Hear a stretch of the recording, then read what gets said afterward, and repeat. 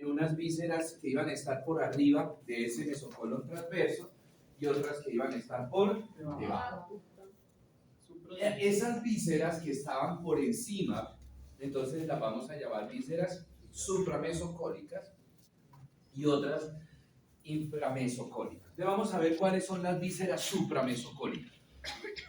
De esto no vamos a ver ahorita lo que es la vascularización, o sea, arterias y venas, ¿no? ¿Por qué? Porque hay una imagen que yo les voy a dar de solo vasos, arterias y venas, como decimos con músculos y eso, ¿sí? Entonces, ahorita me salto todo lo que es vascularización.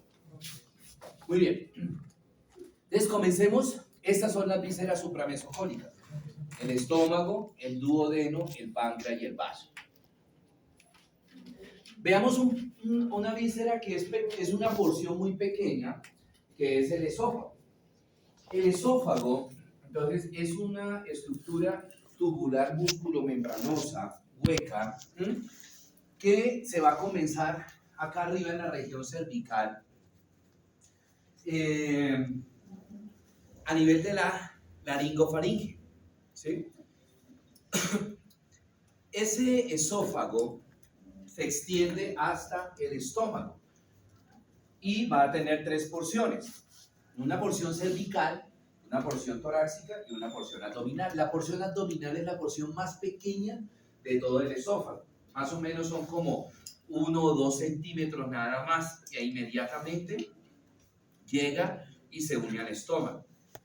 Ese esófago tiene tres estrechamientos que son fisiológicos, ¿sí? O sea que sí o sí todos nosotros tenemos esos estrechamientos, que si a mí se me olvida que existe esos estrechamientos, de pronto cuando el gastroenterólogo me haga el reporte de una endoscopia, él me va a reportar el estrechamiento cervical, yo diré, ay, pues madre, está enfermo el paciente. Y no, son estrechamientos fisiológicos. El estrechamiento cervical es donde termina la faringe y comienza el esófago. Ahí en esa zona encuentro en la primera estrechez normal y ahí encuentro un músculo que es el que me hace el estrechamiento, que se va a llamar el músculo cricofaringeo. Ese músculo cricofaringeo pues se contrae y me genera esa zona de estrechez. La segunda zona de estrechez es a nivel torácico, en el sitio donde está el callado aórtico, ¿sí? Y detrás de ese callado aórtico están los bronquios principales o bronquios hueca, ¿sí? Y la tercera zona de estrechez es cuando el esófago atraviesa el músculo diafragma, ahí en un hiato que se llama el hiato esofágico, ¿sí?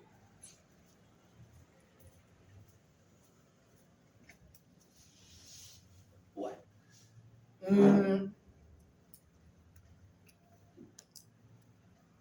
A nivel del esófago, cuando está atravesando el hiato esofágico, hay un ligamento que mantiene el esófago ahí pegadito en ese hiato, en ese orificio, que se va a llamar el ligamento frenoesofágico, ¿sí?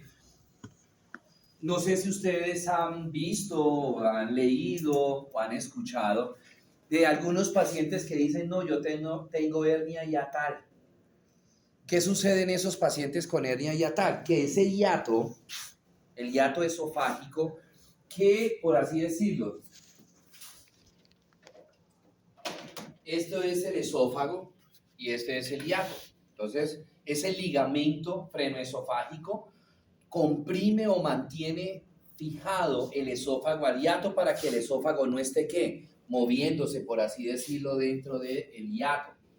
Entonces, ese ligamento frenoesofágico mantiene unido el esófago al hiato. En algunos pacientes, principalmente los pacientes que tienen problemas gástricos, pacientes que tienen gastritis, pacientes que tienen reflujo gastroesofágico, ese ligamento comienza a perder la tonicidad. Y en la medida que va permitiendo la tonicidad, va permitiendo que exacto, que el esófago comience como a moverse en la medida que vaya pasando el contenido alimentario, comience a moverse, ¿sí?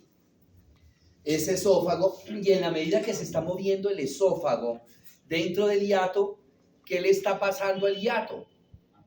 Se va agrandando el hiato, ¿sí? Se va agrandando el hiato hasta que llega un momento en que el orificio es grande y empieza a meterse una parte del estómago, que es el fondo gástrico. Y eso es lo que se llama una hernia hiatal, cuando parte del estómago, específicamente el fondo gástrico, se encuentra dentro del tórax. Ese fondo gástrico se va a subir y queda metido dentro del tórax del paciente. Esas son las denominadas hernias hiatales, que hay 4 grados de hernia hiatal. Los grados 1 y 2 no se operan, grado 3 y 4 ya se tienen que operar. ¿Sí?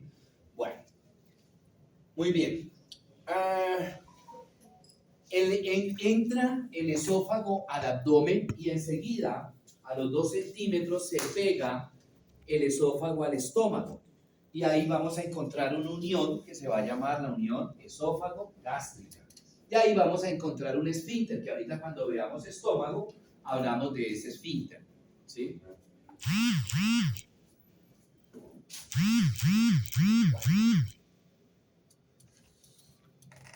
Muy bien. ¿Sí?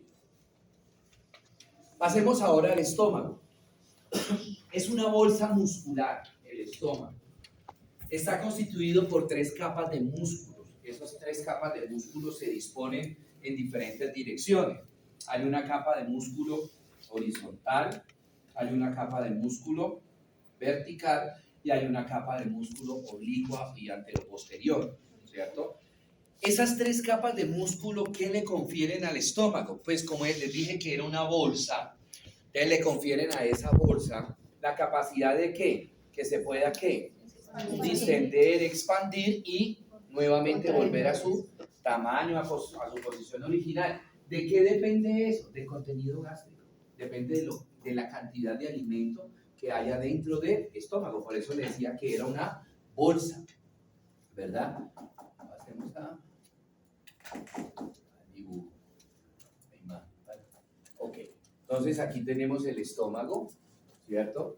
La mayor parte del estómago lo encuentro a nivel del epigastrio, ¿cierto? Y una pequeña porción la voy a encontrar a nivel del hipocondrio derecho y del hipocondrio izquierdo, ¿sí? Tiene una curvatura menor y tiene una curvatura mayor. Recordemos que lo veíamos en la clase pasada.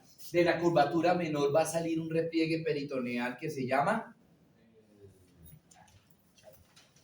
¿cómo se llama esto?